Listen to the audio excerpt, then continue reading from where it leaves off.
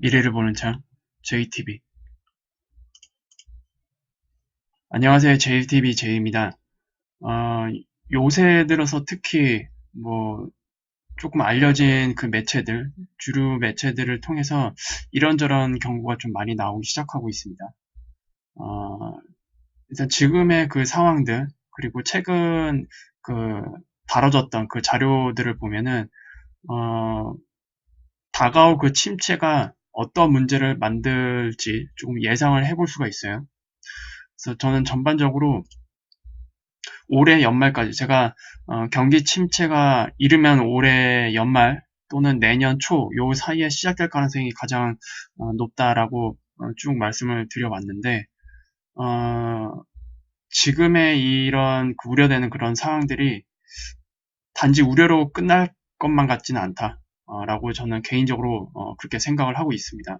그래서 저는 웬만하면 올해 연말이 오기 전까지 최대한 그래도 준비를 해 놓는 게 좋지 않겠느냐 그런 의견을 드리고 싶어요. 어, 물론 반드시 확정적으로 올해 연말에 무슨 일이 시작될 테니까 준비할 거야 이런 의미가 아닙니다. 되도록이면 여러 정황들을 살펴봤을 때 올해 연말까지는 일단 준비를 해놓고 대응을 해 나가는 그런 방식을 취하는 게 좋지 않느냐라고 의견을 드리는 겁니다. 어쨌든 그 준비라는 게 어, 일단 문제가 발생하면 준비를 할 수가 없어요. 그건 여러분들이 다 아실 거예요. 문제가 터졌는데 그때 준비를 한다? 그거는 말이 안 되는 거죠. 준비라는 건 언제든지 어, 평시 아무 일도 일어나지 않았을 때 그때만 할 수 있는 게 준비라는 겁니다. 그리고 이제 다가올 침체에서 왜 준비를 해야만 하는지 좀 두 가지 시각으로 조금 설명을 해드리겠습니다. 일단 지금 다음 침체에서 발생하게 될 그 부채 문제가 이제 핵심이잖아요. 부채 문제. 이 부채 문제에 있어서 크게 이제 두 가지로 나눠볼 수가 있습니다. 일단 첫 번째로 우려가 되는 부분은 정부 부채일 거고, 물론 여기는 어, 미국 정부 부채를 지금 이야기를 하고 있는 겁니다. 다른 나라는 지금 얘기할 필요가 없어요. 어쨌든 우리는 지금 미국이 주도하는 달러 기반의 시스템에서 살고 있기 때문에 미국의 문제만 다루면 됩니다. 미국의 이제 정부 부채 문제 그리고 미국의 기업 부채 문제 이 두 가지가 핵심입니다. 이 두 가지가 핵심인데 일단 정부 부채부터 살펴볼게요. 이거는 지난번에 김정희님이 잠깐 간단하게 재료해지에 지금 올라온 정부 부채와 이제 그 정부 부채에서 부채에 대한 이자를 얼마나 많이 내야 하는지 이거를 이제 차트로 보여준 게 있었는데 그거를 좀 링크를 해주셨었거든요. 근데 당시 그 댓글에 좀 이 부분에 대해서 좀 파악하기가 어렵다. 구체적으로 어떤 내용인지 한번 해설해 주셨으면 좋겠다라는 그런 내용이 있어서 이 부분을 이제 언급을 해드리겠습니다. 일단 이 차트는 미 재무부 자료라고 하고 이 원문 출처는 제가 다시 영상 하단에 올려드리겠습니다.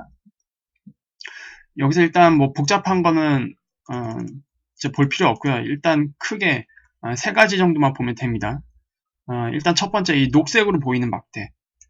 녹색으로 보이는 막대가 바로 부채에 대한 그 이자로 내는 지출 비중입니다. 그리고 이 남색으로 보이는 거는 정부의 적자 지출 규모죠.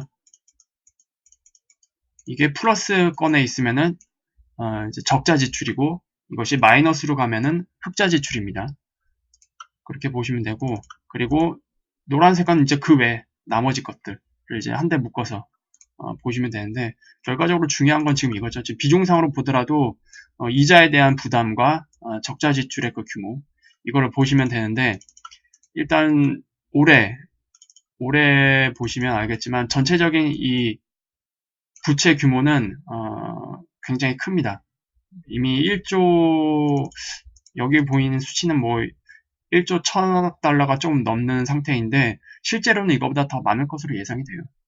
그리고 전반적으로 계속 이 1조 달러 이상의 부채가 매년 발생이 됩니다. 네, 그럼 구체적으로 이거 뭐가 중요한지를 설명을 해드릴게요.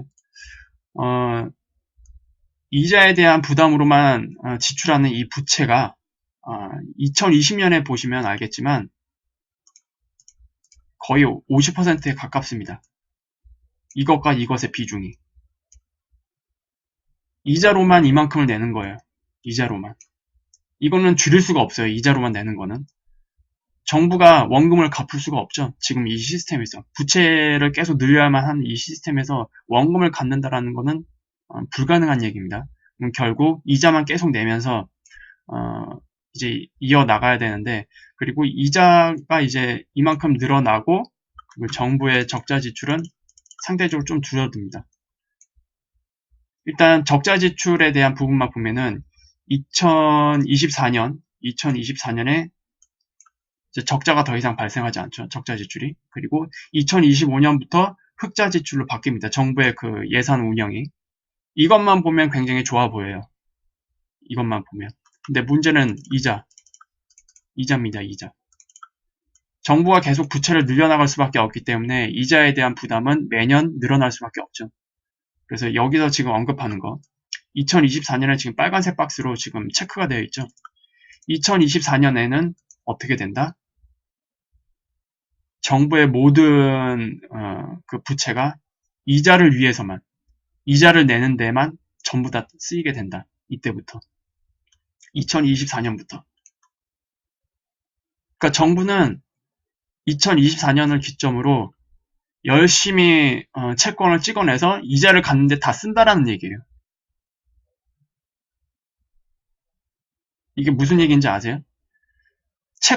정부가 채권을 매월 발행을 하잖아요. 매월. 매달 발행합니다. 장기물, 단기물. 이것을 무엇을 위해 발행하느냐? 부채 이자를 내기 위해서 발행한다. 라는 개념으로 이제 바뀌는 겁니다. 2024년부터. 이거 여러분 많이 보셨잖아요. 이거. 카드 돌려막기. 진짜로 완전히 카드 돌려막기의 그런 방식으로 완전히 전환이 되는 겁니다. 2024년으로. 2024년부터. 보시면 알겠지만 2024년에 이제 확 떨어집니다. 적자 지출이 이제 줄어들기 때문에. 그리고 이때부터는 이 전반적인 부채 규모, 매년 발생하는 이 부채 규모는 이 밑으로 떨어질 수가 없습니다. 왜? 부채로 발생하는 이자를 이 이자 규모는 계속 늘어날 수밖에 없기 때문에 그만큼 부채 규모가 점점 야금야금 늘어나게 됩니다. 한마디로 이제 좀비 정부가 되는 거예요. 이때부터 2024년부터. 근데 문제는 여기서 하나 제가 더 언급을 할게요. 제가 예전에 그 102번 영상 자료에서 제가 건드라크가 언급했던 자료를 다시 가져왔습니다. 여기에 보이는 이런 계획들이 무엇을 전제로 하나요? 무엇을 전제로? 경제에 아무런 문제가 없을 때, 경제에 전혀 문제가 발생하지 않을 때의 기준입니다. 이 흐름들을. 여기에는 경기 침체가 계산되어 있지 않습니다. 근데 문제는 경기 침체가 발생하게 되면 건드라크가 그때 추정했듯이 리세션이 발생을 하게 되면은 GDP 대비 부채의 규모는 압도적으로 늘어날 수밖에 없습니다. 왜냐하면 공공지출이 더 많아질 수밖에 없죠. 지금 우리 사회는 케인즈 경제학을 기반으로 둔다고 했습니다. 그리고 여기에서는 이제 벗어날 수가 없어요. 지금 여기까지 온 이상 우리 시스템이. 그래서 여기 보시면 알겠지만 정부 부채가 압도적으로 늘어납니다. 이렇게. 그리고 이 정부 부채의 그 규모는 미국 정부의 그 8%나 해당되는 그런 규모를 이제 가지게 되는데 지금 이 상황을 놓고 여기에 또 적용을 해보면 아무 문제가 없었을 때 가정했던 이 적자 지출, 이 규모가 이렇게 될 수가 없다라는 얘기입니다. 거꾸로 이 적자 지출도 리세션이 최종적으로 내년에 발생하게 될지 그 이후에 발생하게 될지는 모르겠지만 어쨌든 이 언저리에 발생할 가능성이 좀 굉장히 높죠. 그렇게 된다면 이 이후에 이 적자, 남색으로 보이는 이 규모가 어떻게 된다? 반대로 거꾸로 이것도 늘어난다. 이렇게 바뀝니다. 그리고 이렇게 많은 부채를 또 안아야 되기 때문에 결과적으로 이 이자에 대한 부담도 역시 또 늘어난다. 그렇게 됩니다. 이 차트가. 그래서 우리는 어떤 차트를 보더라도 항상 추정치를 볼 때 이것이 과연 리세션이 발생을 하게 되면 어떻게 변할 것인가라도 같이 생각을 해 주셔야 됩니다. 그게 이제 유연한 사고라고 저는 개인적으로 생각을 해요. 결과적으로 봤을 때 지금의 이 상황, 아무 일도 발생하지 않았는데도 2024년부터는 정부가 오직 부채에 대한 그 이자를 갚기 위해서만 부채를 늘려야만 하는 좀비 정부로 이제 전환이 되는데, 이전에 리세션이 발생을 하게 되면은 이제 총체적인 난국에 빠지는 거죠. 그래서 이 부분을 꼭 머릿속에 넣으시면 됩니다. 그래서 이 차트는 그렇게 보시면 돼요. 2024년부터 아무 일도 일어나지 않았을 때 이때부터는 미국 정부가 이자에 대한 부채에 대한 이자를 지불하기 위해서 정부 부채를 만든다. 채권을 발행을 한다. 라고 이제 보시면 되고, 그 이전에 리세션이 발생을 하게 되면 여기서 보이는 이 흐름들은 뭐 정부의 그 부채 규모도 엄청나게 높아질 뿐더러 이 규모 자체가 엄청나게 커진다. 지금 이 이자에 대한 그 정부 부채에 대한 그 이자 규모는 단지 이번 사이클에 쌓인 게 아닙니다. 닉슨 쇼크 이후에, 그러니까 페트로달러로 전환된 이후부터 쭉 쌓인 거예요. 그냥 쭉 쌓여오다가 2008년 금융위기 이후부터 이제 대폭적으로 이제 늘어난 상태인데, 한번 늘어나는 부채는 다시 줄일 수가 없습니다. 부담하는 이자도 더 많아질 수밖에 없기 때문에. 그리고 여기에서 하나 더, 추가로 하나 더 추가를 할게요. 지금 우리 금리, 우리 기준금리가 2.25에서 2.5%입니다. 물론 절대적으로 봤을 때도 이 수치는 굉장히 낮은 수준입니다. 그런데 여기서 금리를 더 올릴 수 있을까요? 연준에서는 계속 경제가 이제 좋아지면 금리를 더 올릴 수 있다라고 얘기를 하는데, 올릴 수 있냐고요? 이 상황을 보면 이자를 올리게 되면은 이 부채도 이자의 규모가 늘어나기 때문에 부채량도 같이 올라갈 수밖에 없습니다. 그리고 지금 이 상황까지 온 이상 우리는 이제 예전과 같은 건강한 상태의 그 기준금리를 볼 수가 없어요. 절대로 그렇게 갈 수가 없습니다. 그렇게 가다가 정부 파산합니다. 거꾸로 그렇게 된다면 우리는 다음 침체 때 어떻게 해야 되냐? 당연히 제로금리는 기본이죠. 제로금리는 기본입니다.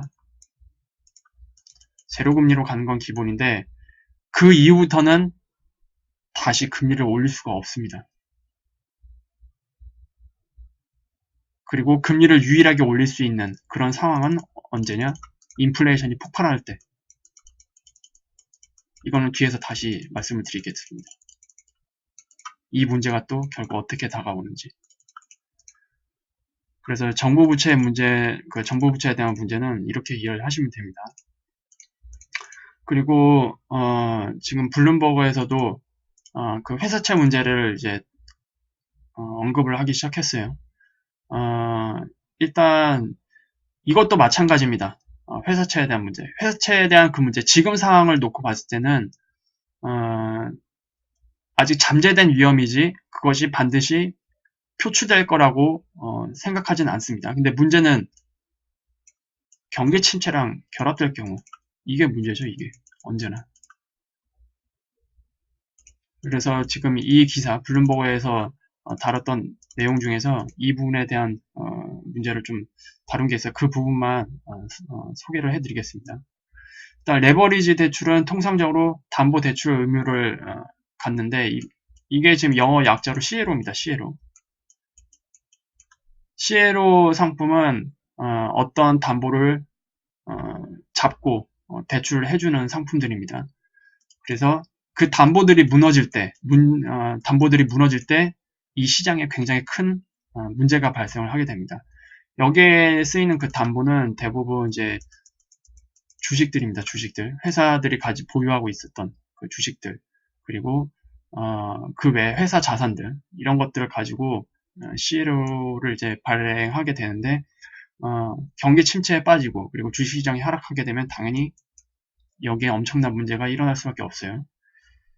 연방준비제도 이사회는 5월 2일 날 보험회사와 은행을 포함한 이들 증권의 투자자들, 그러니까 보험회사나 은행들이 지금 여기에 많이 투자하고 있는 상태인데, 뭐 여기에는 이들뿐만이 아니라 뭐 다른 기업들도 있을 거고, 뭐 개인 투자자들도 있을 거고, 뭐 많을 겁니다. 어쨌든 CLO에 투자하고 있는 이 투자자들은 예상치 못한 손실을 볼 위험에 직면해 있다면서 이제 유통시장이 평소에도 유동적이지 않다라고 덧붙였다.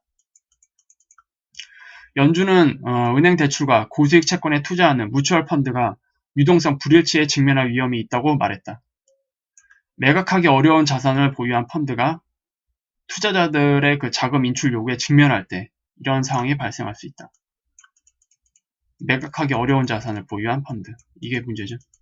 지금 당장 현금화할 수 없는 그런 자산을 보유한 그 펀드가 이제 문제가 발생하게 되면은 결국 투자자들이 자금을 회수를 하려고 할 거 아닙니까? 그렇게 되면 이제 문제가 발생할 수밖에 없는데 여기에는 이런 문제뿐만이 아니라 제가 앞서 말씀드린 여기는 지금 다루고 있지 않습니다. 경기 침체라는 것을. 경기 침체가 결합됐을 때 발생하는 추가적인 문제들. 생각만 해도 악질합니다.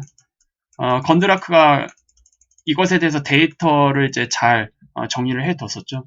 이미 미국의 회사채 시장의 50%는 BBB 등급입니다. BBB 등급. 이게 거의 50%를 차지하고 있어요. 근데 BBB 등급 중에서도 거의 절반 이상이 경기 침체가 발생할 때 적격 투자 등급에서 투기 등급으로 떨어질 수밖에 없다는 것을 구조적으로 잘 설명을 해줬었죠. 그 문제까지 겹친다면 이 문제는 진짜 핵폭탄입니다. 핵폭탄. 그러나 중앙은행은 12월 주가 변동성이 상승한, 이게 작년이죠. 작년 12월 주가 변동성이 상승하는 동안 시장이 약간의 스트레스 테스트를 받았다고 말했다. 자금이 대거 유출되고 매도 스프레드가 확대되었다. 그럼에도 불구하고 상업적 자금은 시장 기능에 심각한 이탈 없이 더 높은 수준의 환원을 충족시킬 수 있었다. 그러니까 경기 침체를 고려하지 않는 거예요. 경기 침체에서는 상업적 자금도 심각하게 유출이 발생할 수밖에 없죠. 거꾸로 얘기해서 경기 침체가 결합이 되면 이 회사채 시장은 답이 안 나옵니다. 지금 역사상으로 가장 큰 회사채 시장의 그 규모를 가지고 있는데 정부 부채도 문제고 회사채 문제도 지금 거론이 되고 있고 이런 것들을 다 감안을 한다면 다음 경기 침체는 여태까지 우리가 맞이했던 최근 이번 사이클에서 맞이했던 세 번의 경기 침체와는 전혀 다른 것이다 라고 이제 이해를 할 수가 있어요. 그래서 결국 부채 문제가 부각이 될 수밖에 없습니다. 그렇게 되면 결국 또 다시 돌아옵니다. 저번 영상 때 언급해드렸던 거. 좋든 싫든 우리는 MMT로 갈 수밖에 없는 환경으로 치달을 거예요. 여기에서 말하는 MMT는 제가 그동안 다음 그 경기 침체 그리고 앞서 보았듯이 이런 문제로 이제 금융위기가 발생할 수밖에 없거든요. 그렇게 되면은 우리는 엄청난 수준의 QE4가 시작이 될 겁니다. 그리고 이 QE4는 여태까지 증명이 되었듯이 경제와 그리고 실제 실제 경제를 다루는 모든 사람들에게 도움이 되지 않는 정책입니다. QE는 오로지 자산 시장에만 도움이 되죠. 그렇게 되면은 이거는 엄청난 양극화. 저는 이거를 이제 초양극화라고 계속 얘기를 했습니다. 초양극화로 만들게 될 거다. 그리고 초양극화가 발생하게 되면은 실제 많은 계층들이 무너질 텐데 이런 사람들이 다 들고 일어날 수밖에 없죠. 그래서 QE5에는 그 사람들도 커버할 수 있는 MMT 방식의 양적 완화가 진행될 수밖에 없다고 말씀을 드렸는데 지금의 이 QE4 제가 108번 영상인가 한번 지나간 말로 말씀을 드렸을 거예요. QE4 때 어떤 자산을 매입을 해야 되는지. 지금 이 상황, 정부 부채와 기업 부채의 이런 지금의 상황들, 이 상황들이 경기 침체가 만났을 때 일어날 일을 감안을 한다면 QE4 때는 이제 국가 그 채권 있잖아요. 국채는 원래 매입을 하는 거고 여기에 이제 회사채를 매입할 수밖에 없고 또 회사채는 이제 무엇을 담보로 찍냐면 이제 주식도 포함이 된다고 말씀드렸습니다. 그래서 주식도 일부 매입할 수가 있습니다.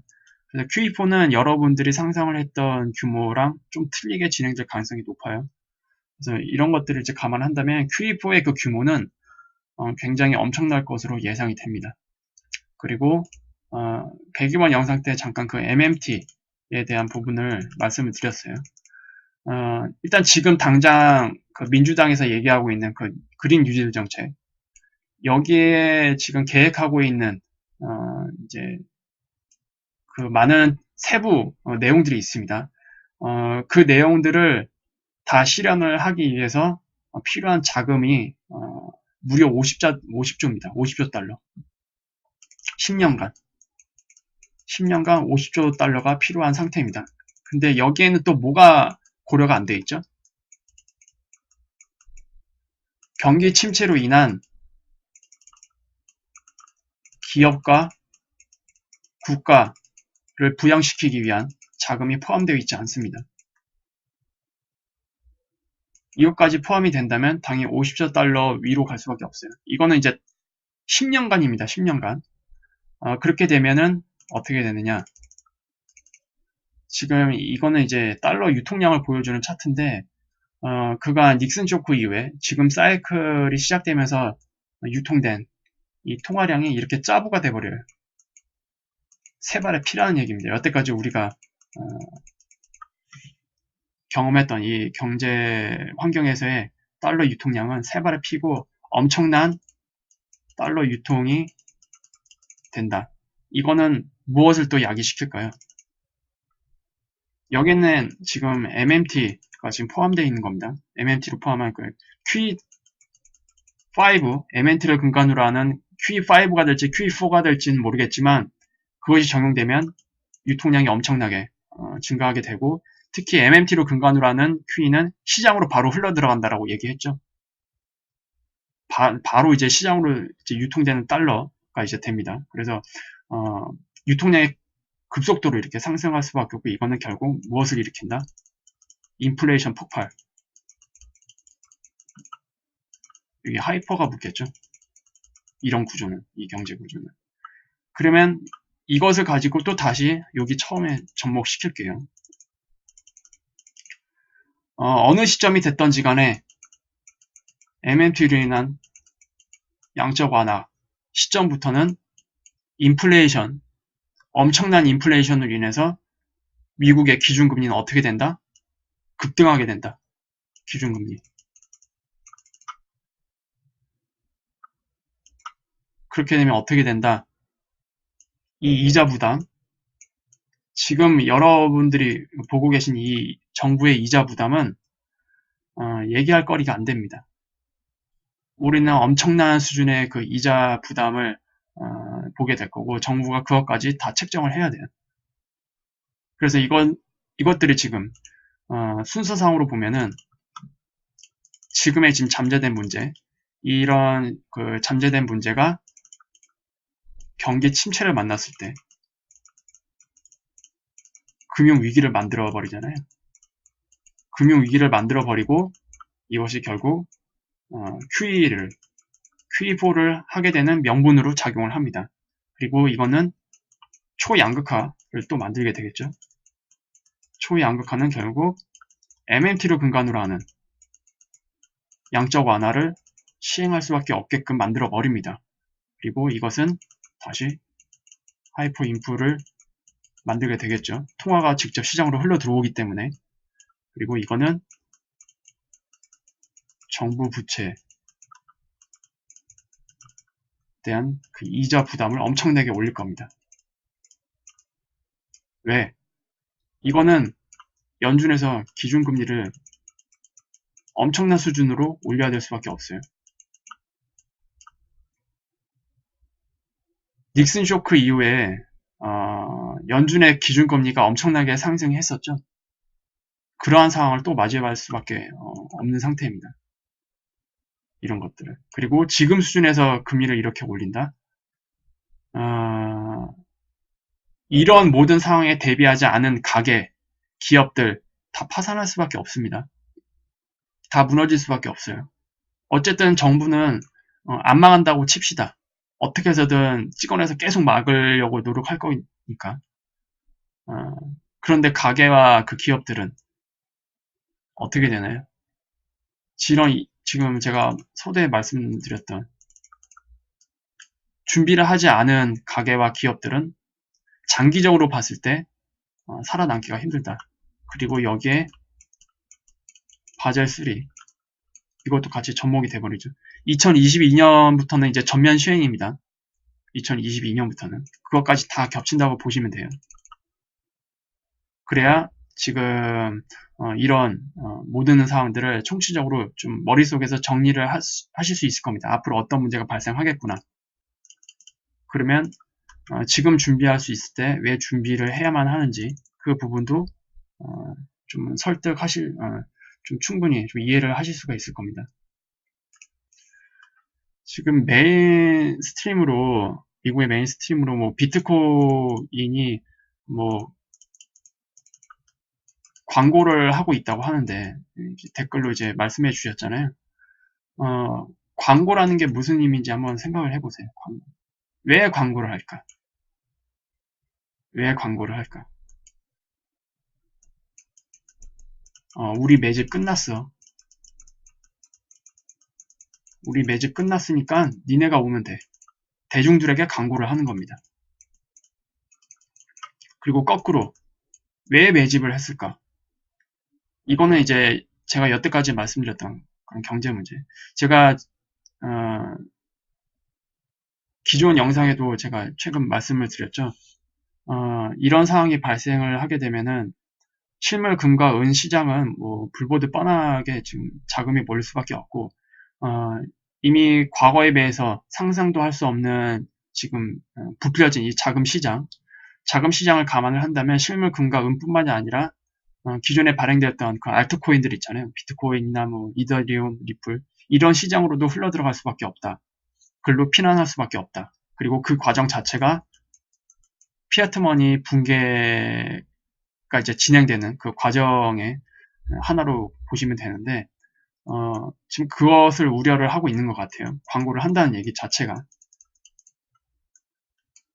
그래서 이런 지금 나타나고 있는 현상들 그리고 최근 여러 많이 알려져 있는 투자자들이 지금 대놓고 이제 경고를 하기 시작했잖아요. 지금 자본주의 시스템 자체에서도 경고를 하고 있고 그리고 부채 문제에 대해서도 좀 경고를 하고 있고 모든 사람들이 다 이제 그렇게 심각하게 경고를 하는 이유는 지금 이 상황들이 아무 문제도 발생하지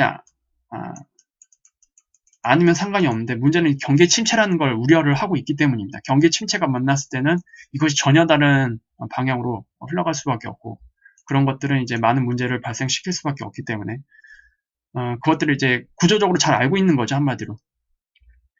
그래서 여러분들도 그거를 이제 알 필요가 있습니다. 알 필요가 있고 조금이라도 준비할 수 있는 이런 상황일 때 뭐 거창하게 뭐 많이 준비해야 된다. 그리고 뭐 얼만큼 준비해야 된다. 이런 생각을 가질 필요가 없어요. 그냥 조금씩이라도 준비를 하시는 게 답입니다. 그냥